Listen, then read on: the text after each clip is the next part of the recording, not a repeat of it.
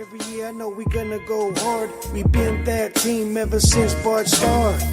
All my cheese heads go pack go. Ain't showing no mercy, cutting no slack, no. I ain't a bad sport and I'll even wish you good luck. Only thing I will. All right. Welcome to another edition of Lombardi's Legends podcast. Dane here, as always, with my good friend and co-host, Andrew Wags Wagner. Wags, what's up? Let's talk about one of my favorite position groups of any group. It's the defensive line group. The NFL draft is coming up in short order here. And we're going to be talking about some of the top performers from college football that are eligible for the draft of the defensive line position today. We're not talking edge. We're not talking pass rushers. We're talking about those guys that put their hands in the dirt consistently up front today. And how are you doing tonight? I'm doing great, man. And yeah, I'm excited to get into the first of several draft previews. Draft, of course, coming up at the end of the month here in April. And so I think it's perfect time for us to start digging into this. Kind of a quiet week in free agency, not just for the Packers, but I think across the NFL. So although I expect that we'll still probably make another move or two there to fill out this roster, I think it's time to get in the draft. And Dane, we've got obviously Kenny Clark is the standout impact guy in this position group, and went out and got Jarran Reed in free agency. Certainly he's someone that we project, if he stays healthy, to be starting next to Kenny Clark, and returning Dean Lawry.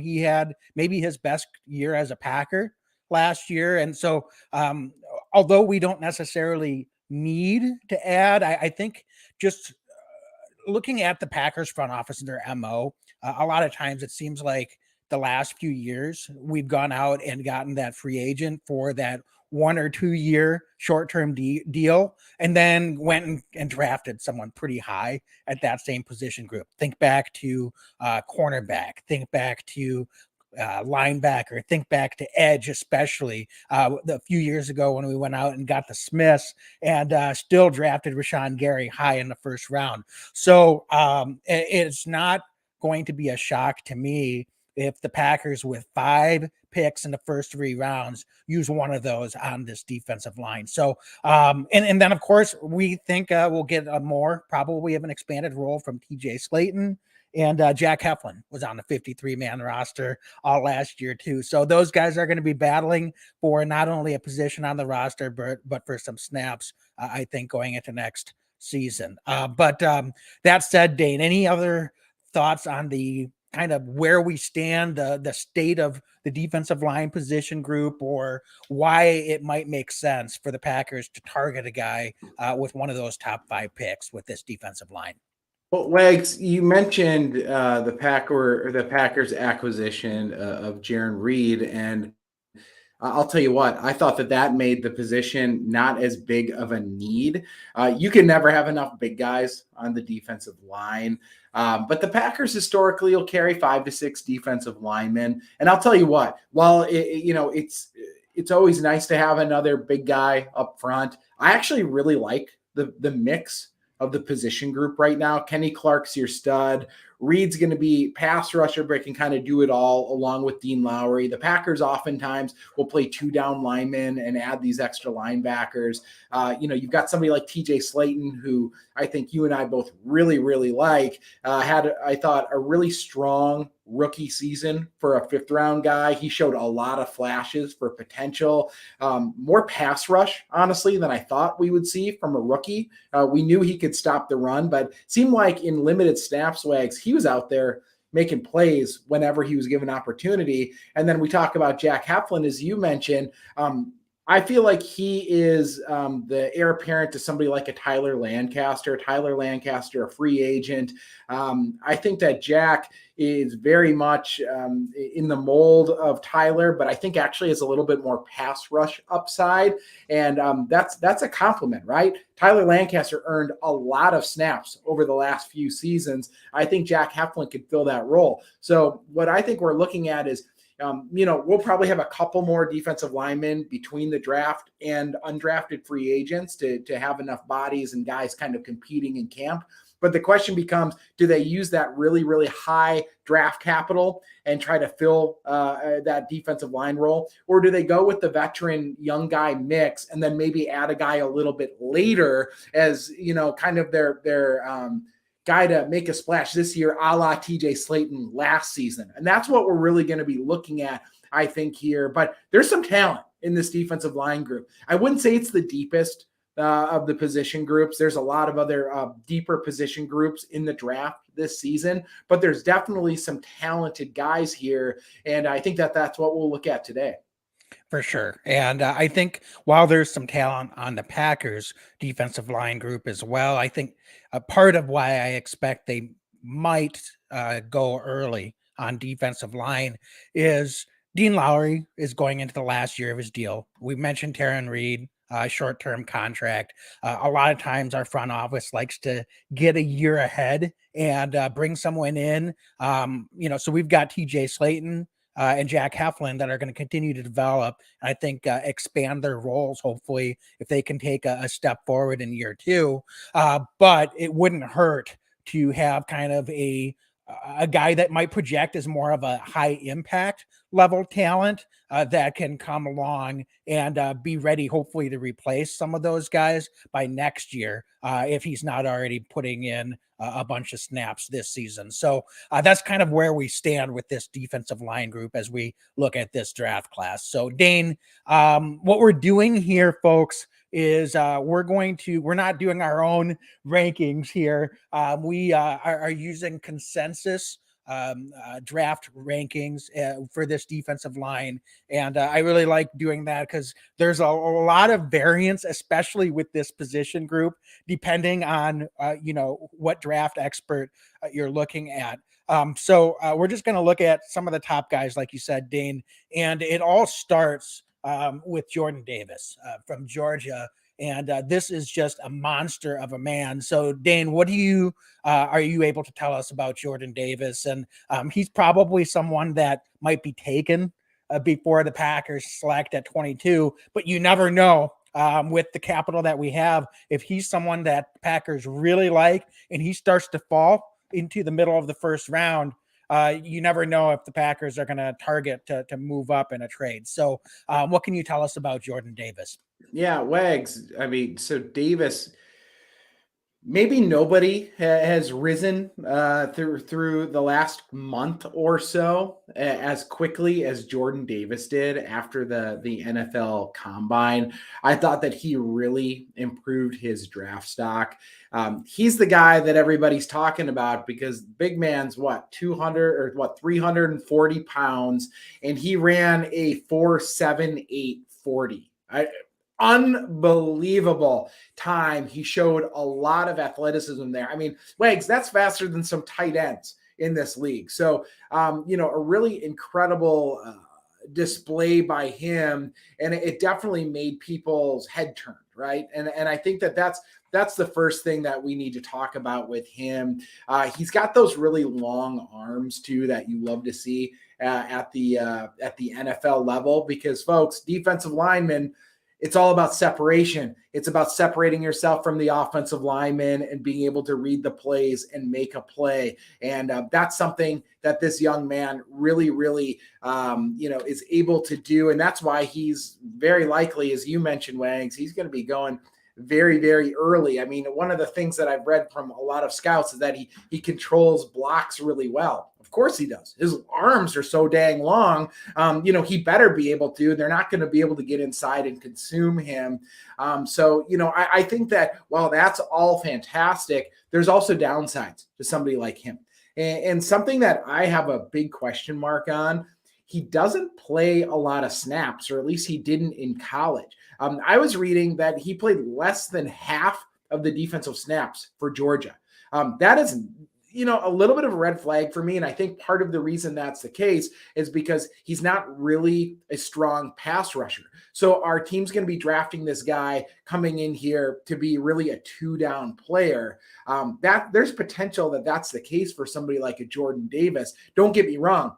those 2 out of every 3 downs, he's going to be tremendous. He is. I have no doubt. Run stuffing guys and the way that this league's going. For a while there, we saw a trend where a lot of the defensive linemen were a little undersized and it was more of a speed game. Now we're starting to see a trend back to maybe some of that more traditional stuff that we saw in the late 90s, early 2000s, where you have that big defensive lineman in the middle anchoring the defense. So somebody's going to draft Jordan Davis. Somebody's really going to like Jordan Davis. The question becomes, is he a guy, Wags, that is going to be of value in the early to mid first round? Or, and that's where you have to start to weigh those options. If I'm the Green Bay Packers with some of the other needs based on different position groups, I may not be all that interested in trading draft capital to go up to get Jordan Davis. That's not a knock against Jordan Davis necessarily, but if you're going to be trading up in the first round to get somebody like him, he better be able to rush that passer a little bit. And I'm just not sure if he's there right now. Defensive line, notorious for being a position group where it takes time to develop as well. And, I'm not sure if that's really where the Packers are going to be landing on Jordan Davis. Tremendous player, tremendous talent, has a lot of upside, but there are some red flags there. And that makes me a little squeamish for the Packers to reach and go get somebody like him in this draft. Yeah, Dane, I think it's going to be interesting to see how the Packers board works its way out, because certainly they're going to surprise folks like they always do. But with having so many selections, it really gives them a lot of versatility. Do they want to move up? Do they want to stand pat? They're not going to just draft for need, but I don't expect them to be drafting quarterback in the first round again this year. So there's certainly a balance. Jordan Davis is certainly someone that has a lot of upside, but this is an interesting draft with the defensive line. There's some years that you see it's top heavy, and you can see 2, 3, 4 guys go in the first 20, 25 picks. This year, Jordan Davis is really the only one right now that's projected to be a top 15 pick. So it's going to be interesting to see what teams trend towards and how that all plays out. Does that help his stock, or does the defensive line group as a whole kind of get pushed down further in the draft position? Waits, can I ask you a question? I know you've got some really good insight on the next guy we're going to be talking about here in a second, but does it make you nervous at all when you have these guys that just like fly up the draft board after a good combine? Because with all due respect, like, it's incredible athleticism what he displayed, but like, how often are we seeing a defensive lineman need to run a 4.7? If he needs to run a 4.7 40, there might be bigger problems at hand on the football field. So I ask you, is that a little inflated for somebody like him? Of course you're going to talk about it, but like, is it tangible to football, really? With the guys up front, I'm more concerned about, how strong they are. I want to see their tape. I want to see how explosive they are off the line of scrimmage. I could care less how long it takes them to sprint 40 yards downfield. Dane, we've got bigger problems if our defensive lineman is the one that's making the tackles in a pursuit drill. So I just I couldn't agree with you more. At cornerback, receiver, running back, maybe we can care a little bit more about some of those intangibles, but you're so right. That's why I don't like watching combine tape, because, or like Senior Bowl videos, things like that. I just want to see them play football. And what do they look like in pads? And what are they doing one-on-one? Because with this defensive line, that's really all that matters to me.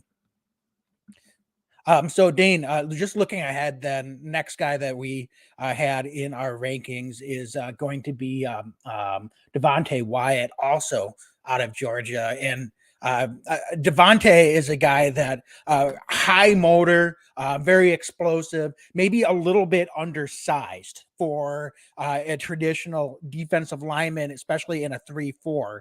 So I don't know if the fit is going to be the best for a guy like Devontae Wyatt right off the bat with the Packers. However, you're looking at a guy that really just has very good leverage, is able to win that one-on-one, get off blocks extremely well. And he's someone that I really like as an athlete.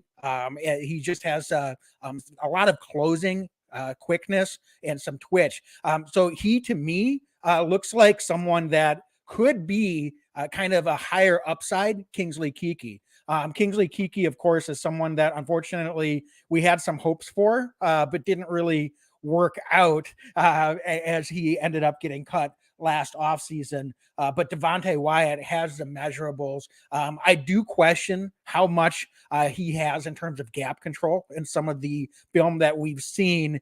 He tends to, go for the big play a little bit more than I'd like. And I don't know if that's just part of the defense that he was playing on. Georgia, of course, was probably arguably the top defensive unit in the country last year, and just athletes at every position. So he can probably afford to gamble a little bit more at the college level. At the professional level, he's going to have to prove that he can control gap discipline a little bit better, especially playing along that defensive line. So this is not a guy that's going to be in the 3 technique.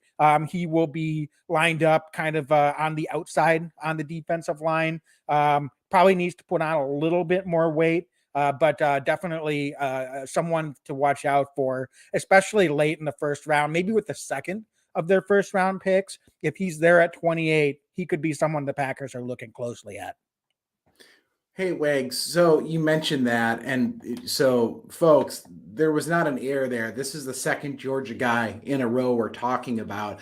How much do you think they fed off each other? Would that be a cause of concern? I mean, when you have talent next to you, it makes you look better too. And I'm not trying to take anything away. I didn't watch every Georgia Bulldogs football game, but do you think that there's little cause for concern there? And sorry, folks, to sound, tentative and hesitant with some of these guys, but we're talking premium draft picks with these first 2 guys that we're talking about. And you can't really miss in this league that often when we're talking premium picks. So I ask you, how much of this is because Jordan Davis was eating up blockers on his end? That's a great question, Dane. And I mean, it's one of those things that you have to really look at because it's like the Alabama guys for years. They come out basically a finished product. So how much more upside do you think that they might have? So that's something that you have to look at. They're used to playing with guys that are going to be playing on Sunday at basically every position group across that defense.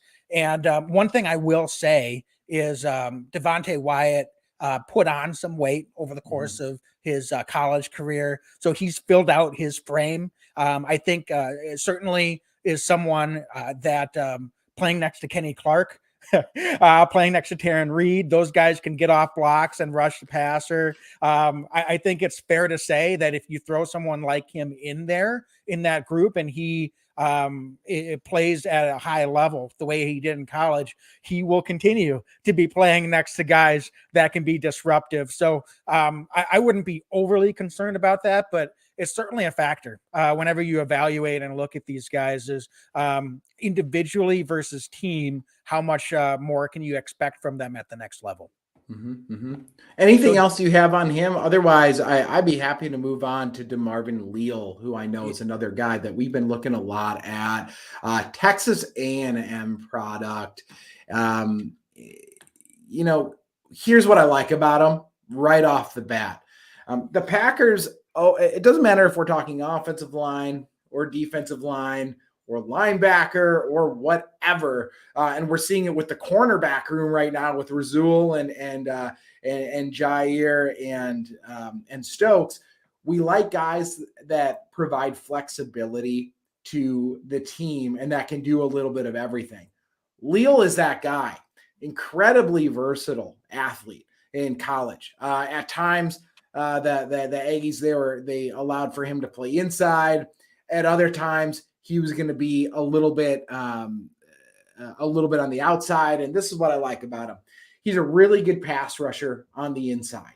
And that's really appealing to me because, Wags, I would love to see Kenny Clark be able to widen out a little bit and have somebody like Marvin Lille pin his ears back and get after it and get some of that extra push on the inside.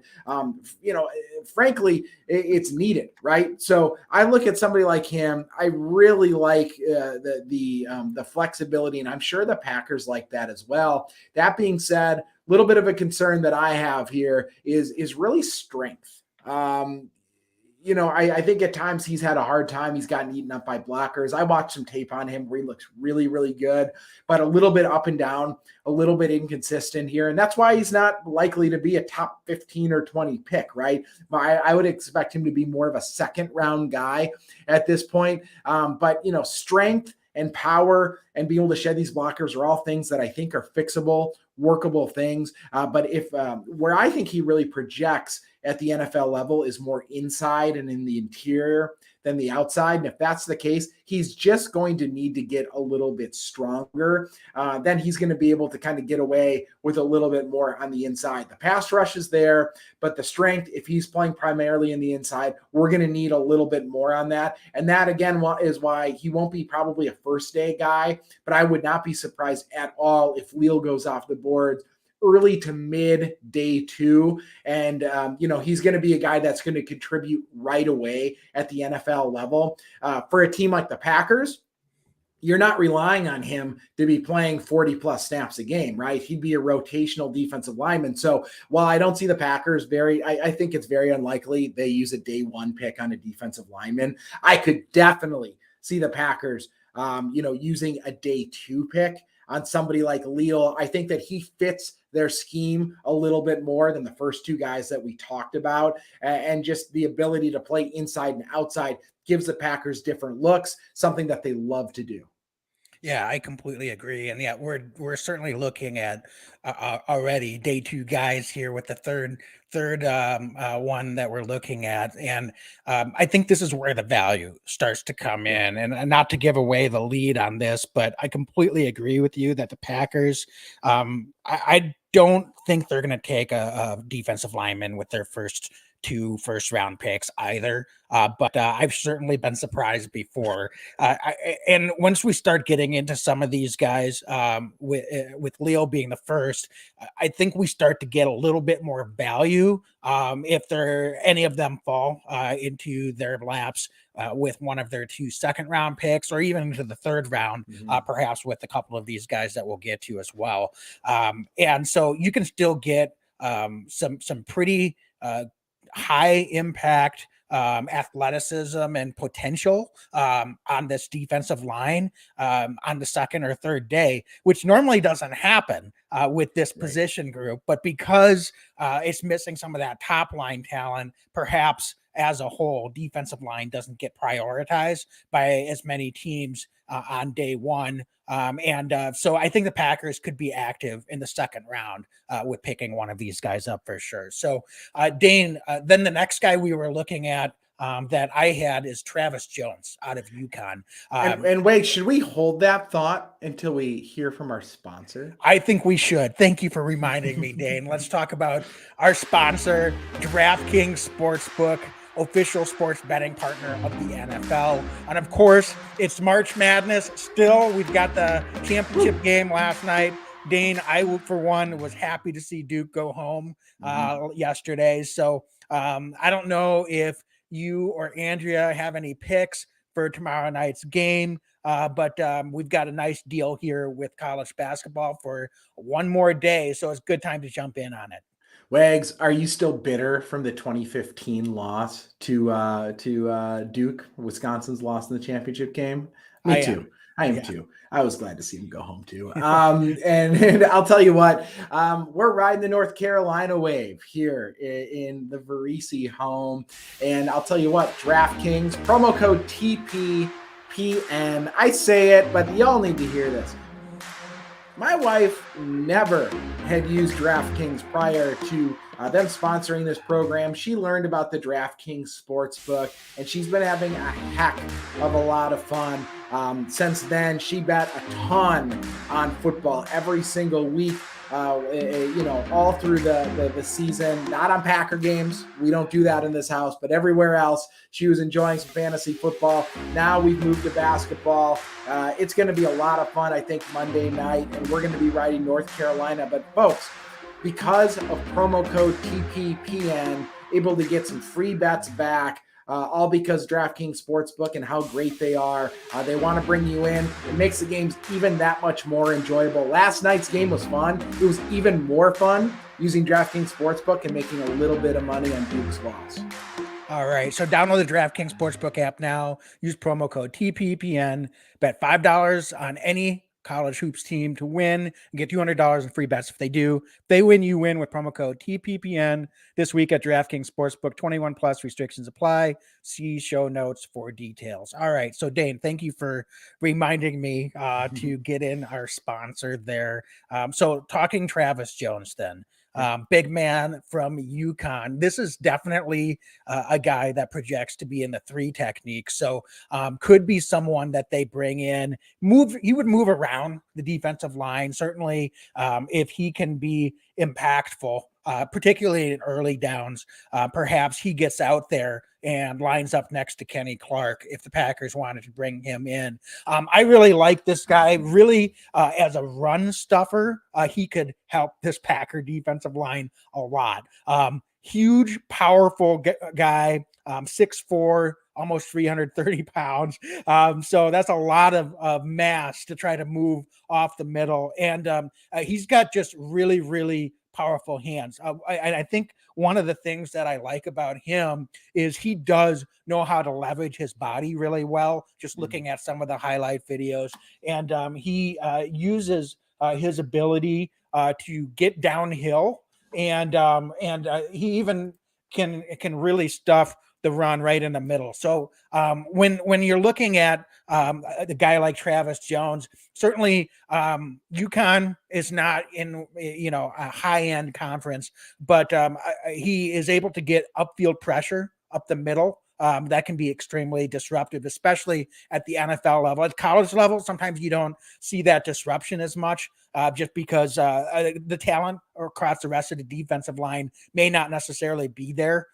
It's easier to get around, but at the NFL level, with pressure coming from multiple angles, as we can see in some of these highlight videos, Travis Jones is someone that is just a load to try to get off of, and I think is certainly someone that I would like to see in the green and gold. One thing that I would say maybe a little bit of a con or a downside with Travis Jones is he at times in some of the video I've seen has had a little bit of a hard time getting off blocks. So he may not be the guy that's going to make a lot of plays at the line of scrimmage. He'll eat up those blockers, but he's probably not going to be someone that you're going to rely on to get those tackles for a loss. Isn't going to come up with a lot of sacks on his own. So he's primarily, again, more of a run stuffing, 3 technique defensive lineman, but a lot of things to like with Travis Jones. He's got the size. He's got he's got the durability. He was on the field defensively pretty much every play last season for Uconn. So that he has a high motor and can give you a lot of snaps if he's called upon to do that as well. So Travis Jones, again, someone to probably look at on day 2 with one of the Packers' second-round picks. If he slips down into that range, I think he would be someone Packers might definitely be taking a close look at as well. That's good insight, and I really like him, Wags. I think that he looks really explosive and powerful off the line of scrimmage, and I think that's really good. He seems to have that quick twitch. That's great. Listen, I was looking at one other player here on my end that I wanted to highlight today as well, and his name's Perrian Winfrey. He's another defensive lineman, of course. But this young man from Oklahoma, right away, what I like about him is I actually watched quite a bit of him today, and he's a high motor guy. He's a guy that absolutely gets after it. There does not seem to be a lot of quit in him. And he's somebody that if he slipped to the 3rd round, Wags, which there's definitely a possibility, I'm screaming at the TV saying, let's go get this guy, because I think that he could be another really good rotational piece that long-term, you talked about some of the short-term guys that are, some of the vets. Long-term, I could see a scenario where Perrian Winfrey, Kenny Clark, TJ Slaton, and Jack Heflin, right? Some of these young guys together could really create some heat. So I really like him. He doesn't necessarily have the best run defense right now. But I think that that's something that will get better long-term for him. He's an athlete. There's no doubt about it. He's a 300-pound guy running a 4.89 40. So he can definitely hustle. And I like that. And Wags, what we've seen over the last few years with Goody and this Packers front office, one of the big indicators for the Packers has not been, the visits. It hasn't been all the smoke. Where it really comes into play is, are they athletic? Are they guys that can get after it? That's something that we see time and again. We saw it with Jair. We've seen it with Stokes. We've seen it with Rashawn Gary and, Elton Jenkins. The list goes on, where the Packers really, really value, athleticism in the draft and guys that can just, really do a lot of different things. So I think that he's another guy that really shows an ability to be flexible, play across the defensive line. Just different kind of availability is good. What I like about him as well, I said that he's a hard worker, but he's a junior college transfer, came over to Oklahoma. I believe he was back in 2020. I was doing my research on him. He's just a guy who was able to work his way in and really become a leader on this defense. He had 5 sacks last season, so he was productive in his time there in Oklahoma. He's definitely a disruptive player. He's more of a pass rusher as far as I'm concerned, but I like that. I wouldn't be against the Packers adding another pass rusher to this defensive line if that's the route that they end up going. So just somebody to look out for is Winfrey. I don't think he's a day 2 guy unless a team really reaches for him. I don't think that's the right fit.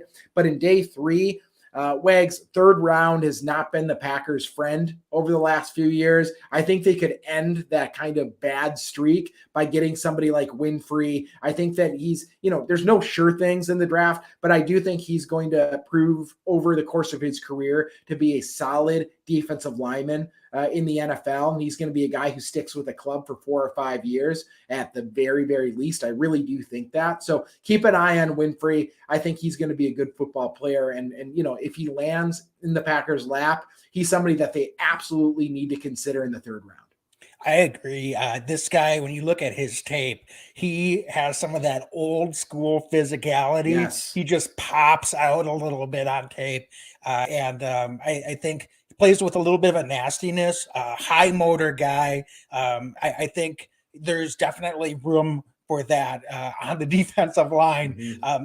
Maybe as you alluded to, if he was more in that 6'5", 320 range, he'd probably be a 1st round pick.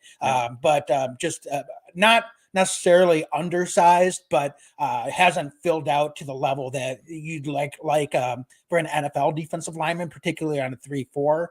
But certainly has the frame to add additional weight, and with the speed that he gets off the line and the physicality that it plays at, I think you're right, Dane. He's definitely someone that if he slips and falls to the Packers, I would be very, very happy to have in Green Bay. So last guy that we're looking at in terms of just top 5 or 6 guys in this defensive line group is going to be Logan Hall out of Houston. Logan Hall is a guy that tall, kind of a little bit undersized in terms of weight, more slender, someone that started as an edge in his college career, 225 pounds, filled out over his 4-year career at Houston, listed as 283 pounds. So definitely would need to put on some weight to play in a 3-4 defensive line at the NFL level. But I'll tell you what, Dane, he's able to leverage that size extremely well. He's someone that, again, actually, I think pops out with some of his physicality as well when you look at some of the tape. And honestly, I think gives some of the length up front that the Packers maybe have been missing at times. Logan Hall probably is not going to be someone that you'd bring in to primarily help against the run right away. So I think it sort of depends what the Packers are looking for if they want to invest in this defensive line group early. Are they looking for someone that can be disruptive against the pass, or is going to really slot in on early downs and be able to help against the run? So we can see here that Logan Hall is someone similar, I think, to some of the other guys that we talked about that has some upside, certainly could fill out his frame quite a bit more, probably could put on an additional 30 pounds easily, has that sub 4.9 40-yard dash speed, which we both said is so important for our defensive linemen. But the dude can definitely be disruptive at the point of attack, has those long arms, I think gets off the blocks pretty decently, and is able to contribute as a guy that's making plays at the line of scrimmage as well. So definitely someone to look out for. I don't think he's going to be right now going to be one of their second round picks, but if he falls to them in the third round, I'd be thrilled. Another guy I'd be thrilled to pick up in the third round, perhaps with the second of their second round picks, if he's someone that they're really enamored by and feel like he has some high end potential as well. Love it. No, that's great. I think that's great. A great comp there too. I think that's really good. Do you have any sleepers, Wags? We do. And Dane, I don't want to give away the lead, because we were texting before we jumped on. We were both going to have a sleeper. And guess what, folks? We ended up with the same guy. So no collusion, by the way. Completely happenstance. But I'll tell you what, when you read his profile, Dane, he is just screams Green Bay, doesn't he? Both of us were talking about Otito. I'm sorry, I'm going to butcher his name. Obonia. Thank you. And he's out of UCLA. And I'll tell you what, this guy, he just everything what you look at is just he just seems like the typical type of player that the Packers would try to pick up. Definitely someone that might be more in that late round 3 to possibly even falling into a round 5 type player. But Dane, what can you tell us about Otito and why both of us liked him so much? I mean, first of all, UCLA guy, Packers historically, I mean, off the top of my head, Kenny Clark, Chris Barnes are two guys, right? On the defensive side, the Packers have gravitated to some of these UCLA guys over the last couple of seasons. But Wags, I love it. He's 21 years old. So still a young guy. If you all remember, Kenny Clark was drafted, I think he was 20. The Packers kind of have a history of kind of going with some of the young guys at times as well. He's got a huge, he's got an 82-inch wingspan. So we talk about those long arms. I absolutely adore seeing that kind of thing out of our defensive linemen. And with that wingspan, he's listed at being able to bench 440 pounds. Unreal strength for a guy with that kind of length, squatting nearly 700 pounds. He's just a guy who seems like a very, very good athlete as well. He's a former power lifter. But I like what he's able to do. I think he's more of an early down rotational guy who's going to be able to just put his hand in the dirt and, try to move him kind of player. But the Packers have needed that over the last couple of seasons. We've seen teams at times be able to kind of gut the Packers through the inside of their defense. So I really like the idea of having him alongside somebody like a TJ Slaton and a Kenny Clark on some of those third and shorts, right? Or on some of those early down in distances where you have an ability to stop the run game. I just think that over the course of what we've seen out of the Packers and what they're interested in, somebody like Obonia just really fits the profile of what the Packers are looking for. I mean, he's not perfect, right? He's not perfect. But he's somebody that I think would come in a little bit later in the draft and be somebody who, you're going to get quality snaps for him. And much like TJ Slaton, frankly, I know I keep mentioning him. He was a 5th-round pick last year that played really well. If you can get value out of guys later on, 4th round and later in their rookie year, you're doing something right. And I just think that he could be a guy who comes in and contributes 15 to 20 snaps a game and just, does the things that need to be done and has the ability to grow from there. So somebody to keep an eye on later in the draft. He just fits that Green Bay profile so well. For sure. He's someone that obviously just very intelligent, was on the athletic director's honor roll 7 times when he was at UCLA, which is certainly a high-end academic school as well. Some of the knocks on him doesn't necessarily always have high-end explosiveness. He's a little bit raw from his technique. I'm not sure how early he came into football, but certainly if he's someone that, you can work with and he can improve some of that technique. He's not someone that I would expect to come in and contribute at a high impact level right away, but perhaps kind of a diamond in the rough. If the Packers want to punt on taking D-line early, perhaps he could be someone to be looking at later on in the draft as well. So, Dane, any other guys that you wanted to mention? I think, again, we wanted to focus more on defensive line prospects that are projected to go on the first 2 days at this point in time. And certainly a position group, as we said, that would not be surprised at all if the Packers expend one of those top 5 picks on a defensive lineman.